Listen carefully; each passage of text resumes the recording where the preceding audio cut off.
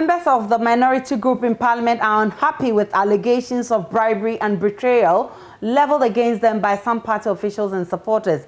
The claims follow the approval of 3 ministerial nominees, including Minister for Fisheries and Aquaculture, Mavis Hawakumson, and a secret vote. Communications Officer of the NDC, Sami Jemfi, in a Facebook post said the leadership of the minority chose to satisfy their own selfish interests over the interest of the party. But MP for Tamale Central, Murtala Mohammed, disagrees. I can understand the frustration. To tell you the truth, if I wasn't a member of Parliament, I was just an ordinary NDC member, I would have expressed same rage. But what we need to do is to be patient with them.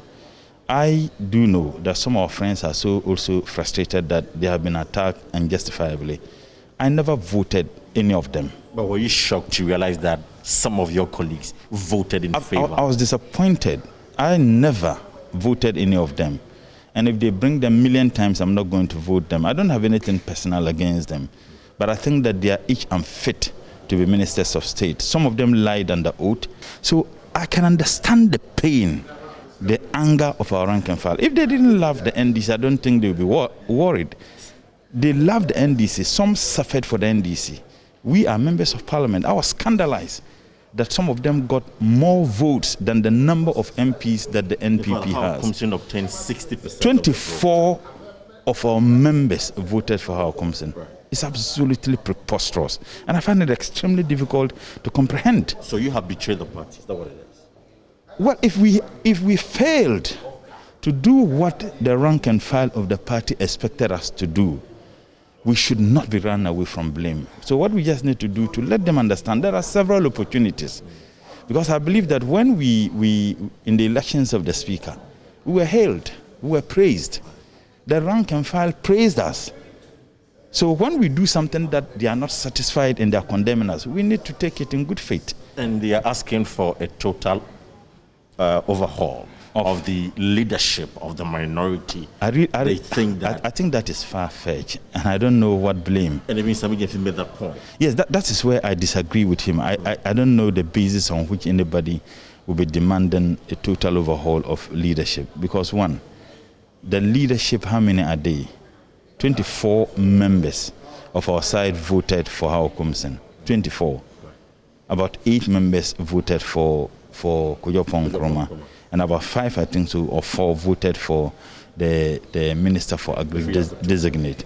Now, if you are blaming the leadership, how about the other members who voted for these individuals? How about them?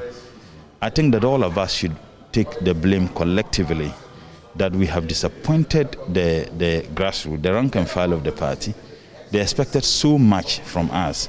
But one thing I can assure the rank and file of our party, that yes, we have several opportunities to demonstrate our independence, and I don't have any reason to doubt the integrity of the leadership and the members. Perhaps certain things influence the decisions people talk. Well, Parker, how is leadership of the minority responding to these accusations by the NDC communications officer? All right, before you do that, the MP says they have received threats and attacks from their party supporters.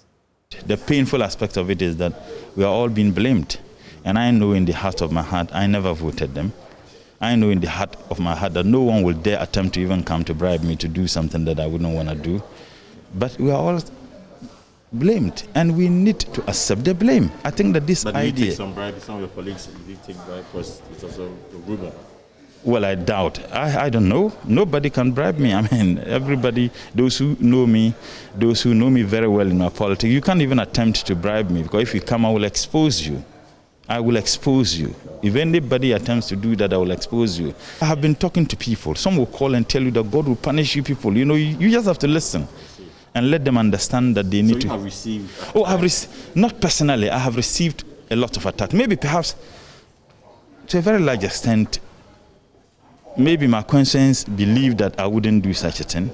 But I have had people who call and express their anger, particularly a lot of the platforms. We just need to exercise patience. We just need to talk to them. I know that many other issues will come. And when we do that, they'll praise us. And that's why I say that when we did good and they were praising us, we were happy. When we did something which they deemed to be bad and they are condemning us, painful as and justifiable as the condemnation, may be, we need to exercise patience. Now, Parker, what's the reaction coming from the minority leadership? All right, I think we lost Parker there. If we get him back, we'll be asking for reactions from the minority caucus. We are told that there was a crunch meeting of the minority caucus in Parliament, which even delayed the attendance to business of the House in the chamber. When we get Parker back, he will be telling us more. But there's been accusations from the party's rank and file, and their communications officer, Samit Jemfi, has been saying things on Facebook. One of the things he says is that he's disappointed by the minority caucus for what they did in voting Hawa Kumsin, Dr. Ose Efria Koto, and Kojo Nkrumah, voting them to be approved by the plenary. Parker, I wanted to find out from you, what's the reaction coming from the minority leadership? Well, so the minority is not really too happy with the allegation against them. Some of them have denied the allegation, and they have indicated that, well, as members of parliament, they have always exhibited or demonstrated their consistency and their will towards advancing the cause of the party. And Aisha, I have with me the member of parliament for Jaboso, Minta Kando here. Let me just engage him briefly. Honorable, thank you very much for your time this evening.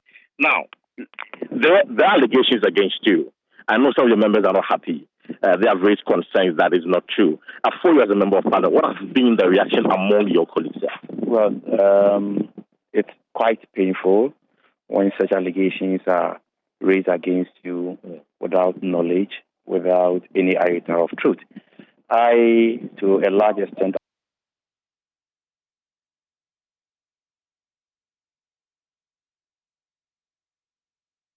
and the anger in the public domain, especially our grassroots. Okay. They have every right, it's justifiable to be angry, but to go to that extent that we have taken monies. I mean, a statement from your National Communications Officer, I'm sure it's come to your attention.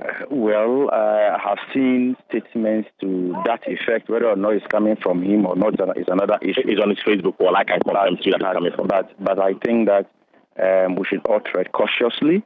We should not be washing our dirty linen in public. I don't function too well when there is conflict within the same group. Okay. And so I will admonish all party people, all the supporters to be calm.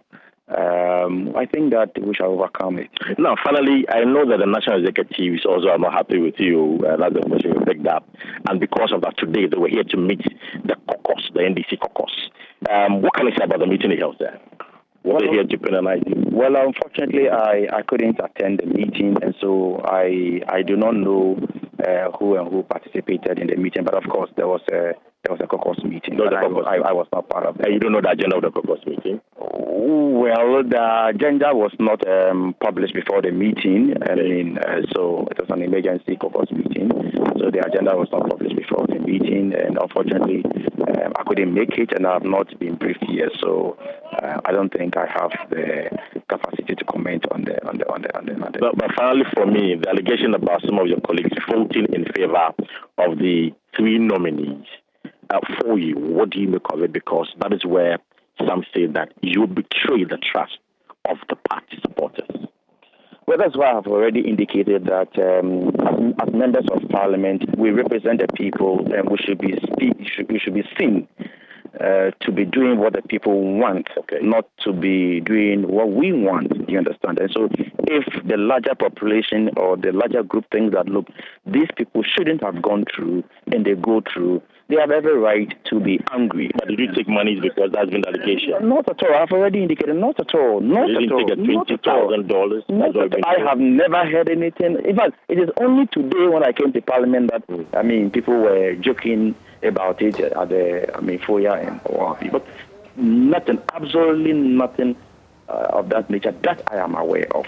And so we will admonish people to be calm and gradual. And that was Parker Wilson, our man in Parliament monitoring events for us. We'll be telling you about this crunch meeting by the minority in Parliament and the party's leadership when we get some information.